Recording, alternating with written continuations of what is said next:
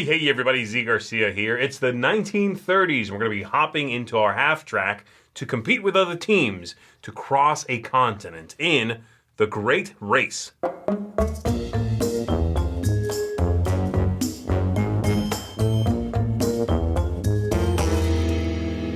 In this game, you are going to have to manage your money, you're going to have to manage your fuel and your engine, and you are exploring locations in front of you in order to race down a continent. You can play on Africa, on the Africa map or the South America map to try to win the game. You're trying to make it from one extreme end of the continent to the other, and if you do so and you have been able to maintain your engine and things like that, you have a lot of money, then perhaps you will win. So let's go ahead and take a look at how the game works. I'm going to show you on the table. We'll come on back. I'll tell you what I think of it.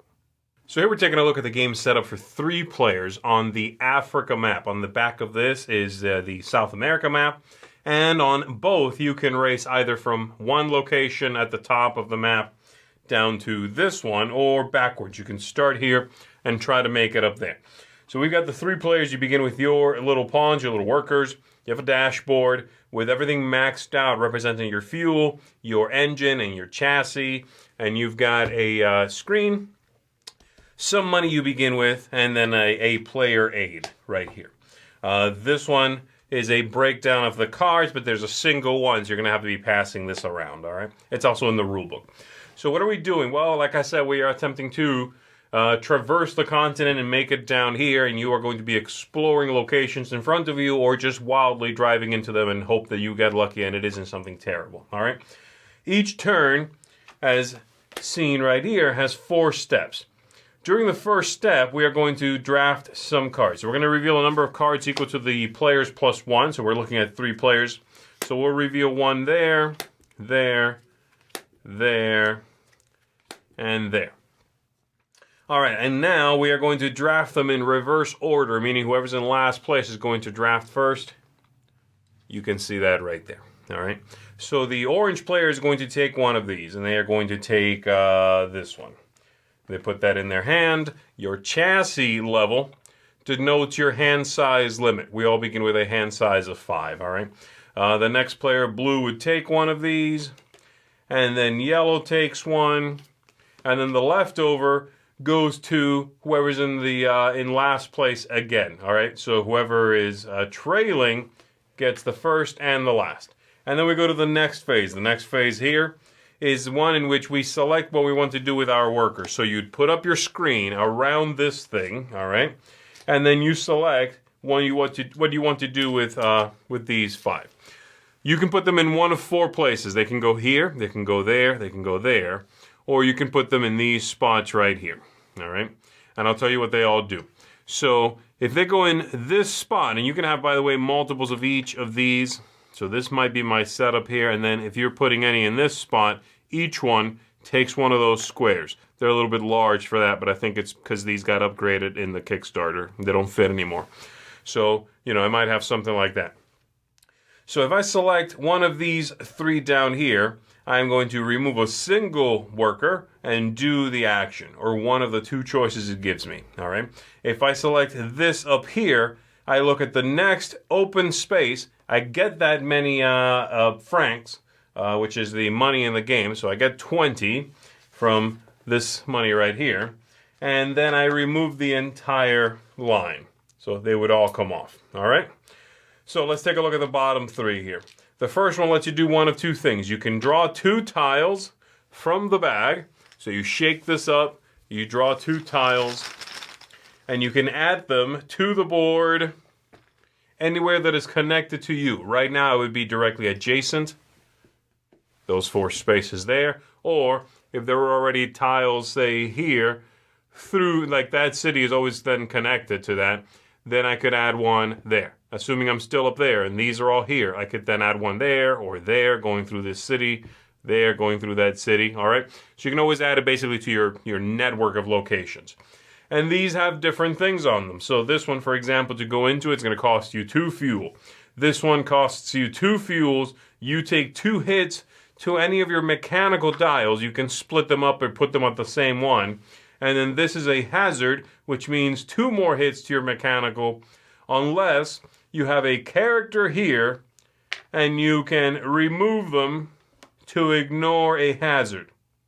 And that's what the lightning symbol means there. You can remove them to ignore a hazard.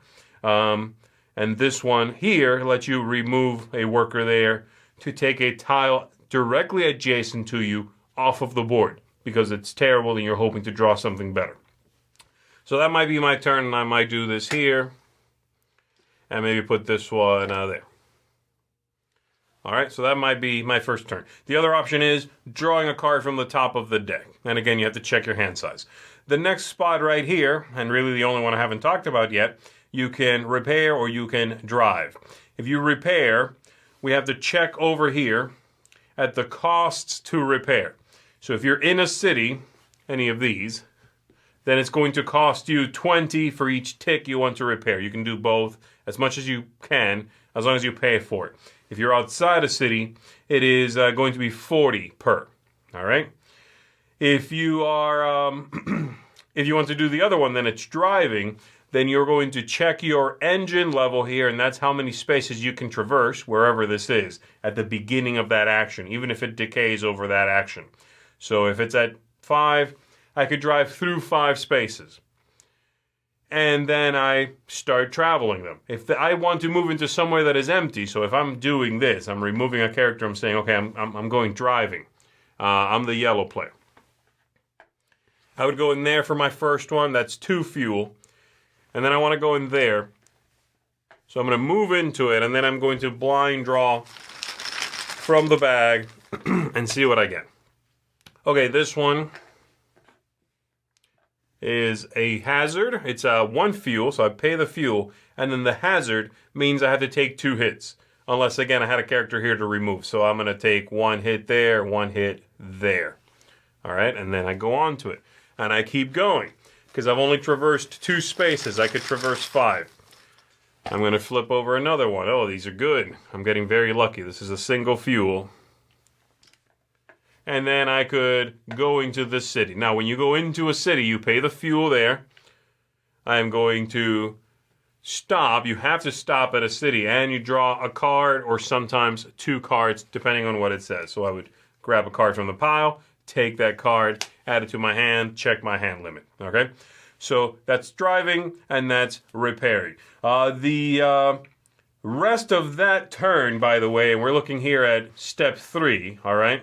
Which is when, after everyone has programmed their boards, you remove your screen, and then we go around the table starting from the front now and going backwards, so yellow, blue, orange, taking one of those actions. Again, if you do the money one, it's all of them at once, okay? And that continues going around until everyone basically has used everybody they've got allocated here.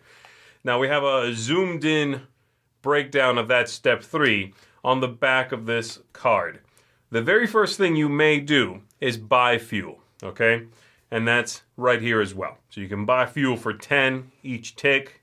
If you're in a city, 20 outside of it. The second thing is play any cards that have that symbol. And then the third thing is when you actually remove a worker or a line of workers here and do the thing they do.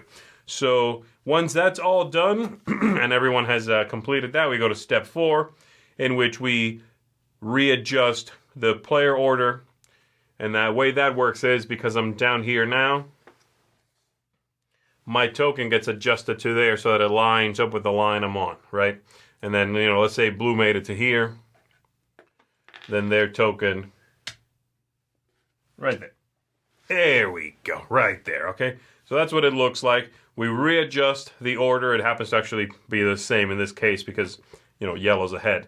And then whoever's in front gets 20, and whoever is second place gets 10. And then we go to the beginning again with a new draft, okay? So that's how that works. Let's take a look at some of the cards. So the cards, again, the ones that have that green symbol you play during that second step of a worker action. So this one says you get 30 francs. This one here says you can switch 2 tiles on the board. Anywhere on the board. And that symbol means that somebody could stop you by removing one of their workers right here. We've got this one, which enhances a repair action by giving you 3 free repair ticks. We've got that one that lets you draw 3 tiles and add them anywhere to the board.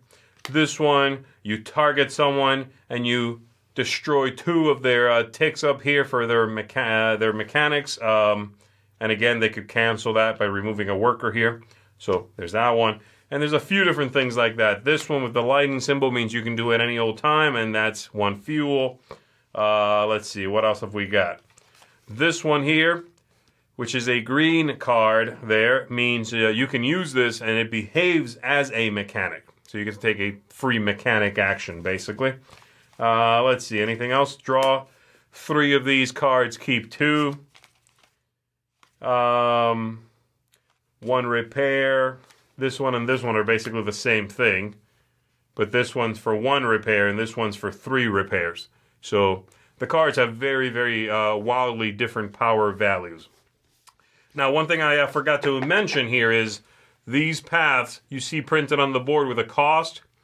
That means you can go from here and you can take a ferry for that price to the connected place. It's still a driver action, so you still have to remove a driver when you do that.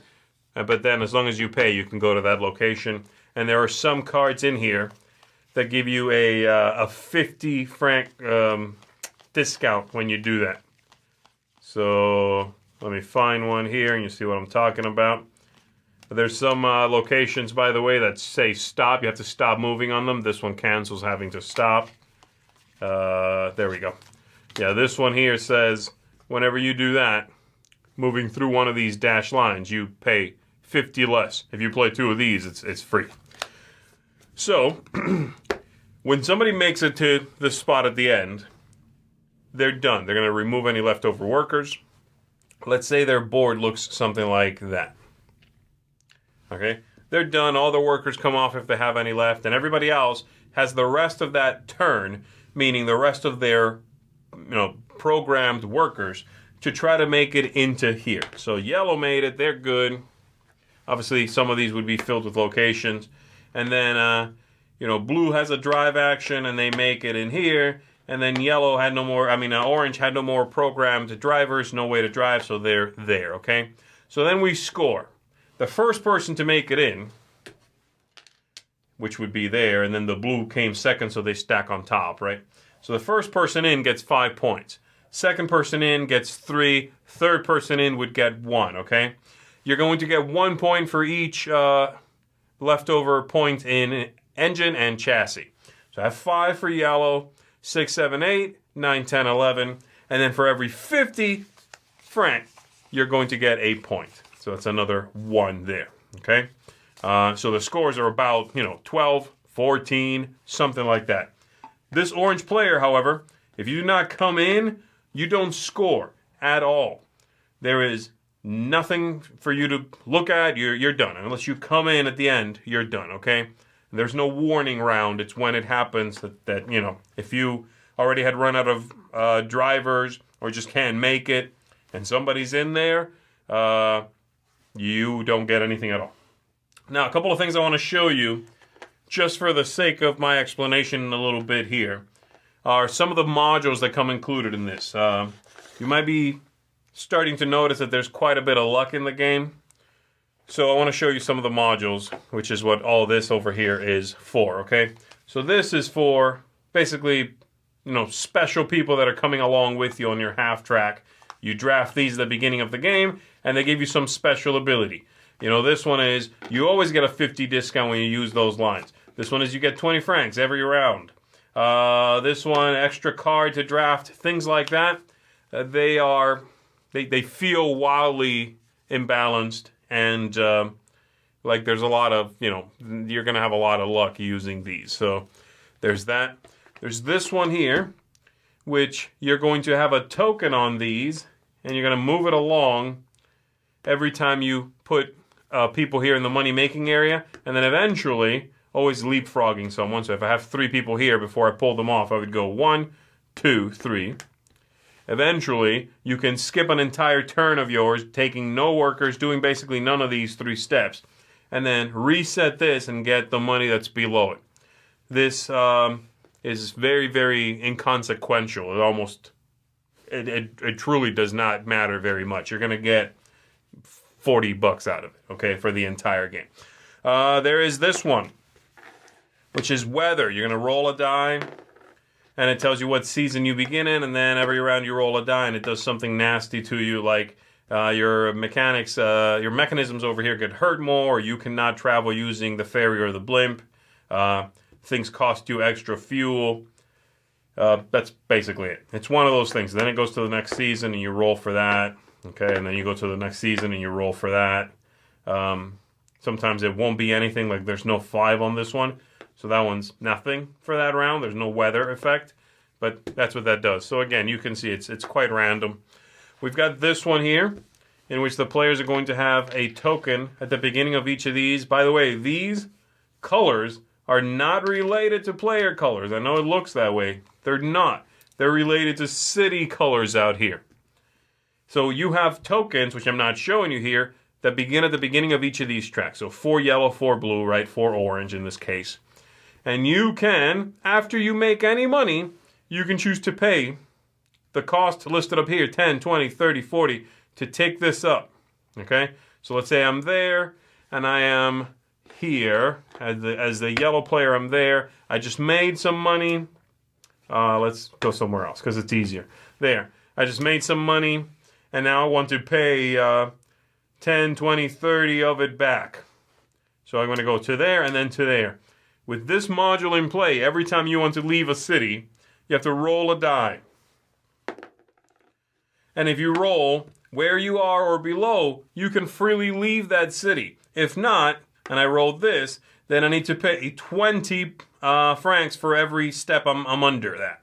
So if I want to leave, I have to pay 40 to the bank, or I can just skip my turn, lose my driver, and not do anything, and I guess I can try again later, okay?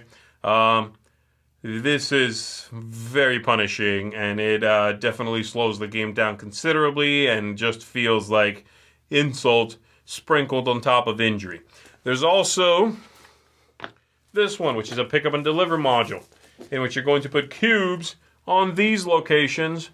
As you stop in one, you can pick one up, like that.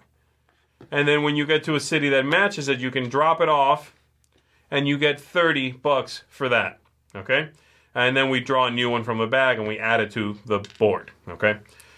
The 30 that you get from that is nice, but it is certainly not worth going out of the way for, so it's only useful, and you really will only do it if it happens to be really in your way. Because even a lateral move, like if I'm here and I pick up a green, I will not divert to go here. Because if I don't come in at all, and I'm the guy who ended up there, I don't score anything at all.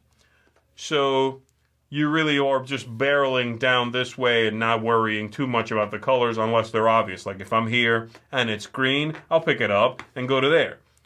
All right? So there you go. That's a few of the modules. That's kind of the way the game works. That's enough. Let's go back up top. Let me tell you what I think. As you might be able to tell from that overview if you watched it, I am not a fan of this game. It was probably one of the worst gaming experiences I've had in a while. But there are things I was excited about and things I was hoping I would like. Ultimately, I didn't like most of it. But one thing I do like, which is where we're going to start with our breakdown, is the theme. The theme I like. And in fact, I'm going to do my positives first and end with the things that bothered me. It's such a neat theme with a real world setting, a time and place that is captivating. It's interesting. I like just sort of the trappings of what you're doing, what's going on. Exploring the danger of the road and the unexplored locations you're traversing. So I was very psyched by it, and I think the theme is neat. It's one that I enjoyed sort of digging into and getting to understand, okay? So I like that. I think the aesthetics are okay. They're not bad, they're all right. They're good quality components for the most part. There aren't enough player aids. There's nothing printed on the inside of the player standees. I mean, what is it? The screen, rather. So this is the outside of it, which is fine, but then on the inside, some scoring, like the way the end game scoring works isn't anywhere except in the rule book. They could have put that in here. Just giving you some, I don't know, something. This is wasted space. So something could have gone in there. And then we've got the paper money, which is very bad quality paper money. So some things are good. Some things not so much. One of them that came from the Kickstarter is the upgrade, like I showed you in the overview, to these from little just standard meeples. They don't quite fit as well on the board anymore. So there is that. Generally, the aesthetics are okay, though. The other thing that's okay is the ease of play. I think it's a fairly well-written rulebook. More player rates would have been good, like I said. The symbols aren't always clear, so that can be a problem. But generally speaking, I think once you get the flow of the turn breakdown and you have digested the rulebook, the game is fairly easy to play. Now, the things I did not like, okay? The replay value is very bad. There's enough stuff here to look like there's going to be a lot of replay value, right? 2 maps, you can race them top down or from the bottom up. There are modules and stuff in this Kickstarter edition I have here. But you'll learn nothing from game to game because there's so much luck, so you're not going to get better at the game, really. You're going to be dealing with the same things. The game is very, very long, especially for what you're doing and what's going on. There's a lot of downtime, especially with more players. You know, my last game was with 4, and there was tremendous amounts of downtime. So there is that. I should also mention, which I should have mentioned here with the ease of play, the game is very fiddly as well. Okay, there's a lot of, as you see, the trucks don't really fit that well in the spaces, and they can be shared. So there's going to be a lot of like picking the truck up to look at what's below and things like that. So it can be fiddly.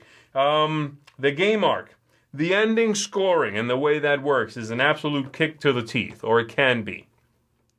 Especially if you see that there's kind of a rough path in front of you and you choose to go your own route instead of just following the one line that's been built and explored for you. If that doesn't go your way, you might not make it in at the end. And you don't score at all after having played for 2 hours or whatever, which is, by the way, 2 hours is probably after you're already pretty familiar with the game. I should say that. You will not score anything. There's the money in your hand doesn't count. The engine points, they don't count. If you don't come in, you don't score at all. So that's terrible. And the luck is just so extreme that there isn't really a whole lot you can do about that. Lastly, tactics, luck, strategy. The last game I played was with 4 players. It took 3 hours, including the teach. And the luck was just overwhelming. And it is every time. I wanted to continue trying to see if there was something I missed, and there just isn't. If you include the modules, which I did for that last game, several of them, okay? I had the ones I showed you except for the people in the last game I played. Except for these characters, I included the one where it costs you money, or it might cost you money to leave a city, that money-making one. There was one more module I didn't even show you, and there are others. And none of it mattered, and none of the modules make the game literally any better. They either do nothing perceptively important one way or the other, or they're an extra, kick to the chin, to the shins after the punch in the teeth. So it's just brutal. It's long, unlucky, and feels like a game that got lost in time. And it's very Jumanji, right? I mean, like, this feels like a game that was made in 1962. And it just now finally showed up through the wormhole. And it has all those sort of terrible habits from the past with long play time, extreme luck, all for the sake of maybe simulating having to, get fuel and your engine breaks down and whatnot. So, overall, I really dislike this game. It's even worse with modules. So, if I was rating the game, if I was rating the core game with modules, this would get a 2 out of 10 from me. I'm going with just the base game here for this rating, which means it is slightly better. So this is getting from me a 3 out of 10, okay? I do not recommend it, whether you use the modules or not. I think the game doesn't feel much like a race. It's more like a sort of slow trudge through some landscape, and I'm not sure there is anybody out there who is going to really get a kick out of this. The only people I might say, well, you might be attracted, but still avoid this, is people who really like this theme, which I do, and I was attracted to it, and then played the game and was sorely disappointed, okay? So it's not good, too much luck, too lucky, too punishing, too mean, well, tons of take that in the game where it doesn't really make a whole lot of sense. So just not a good package overall. You want to avoid this one, folks. 3 out of 10 for me. That's The Great Race. My name is Z Garcia. Thank you for watching. I'll see you on the next one.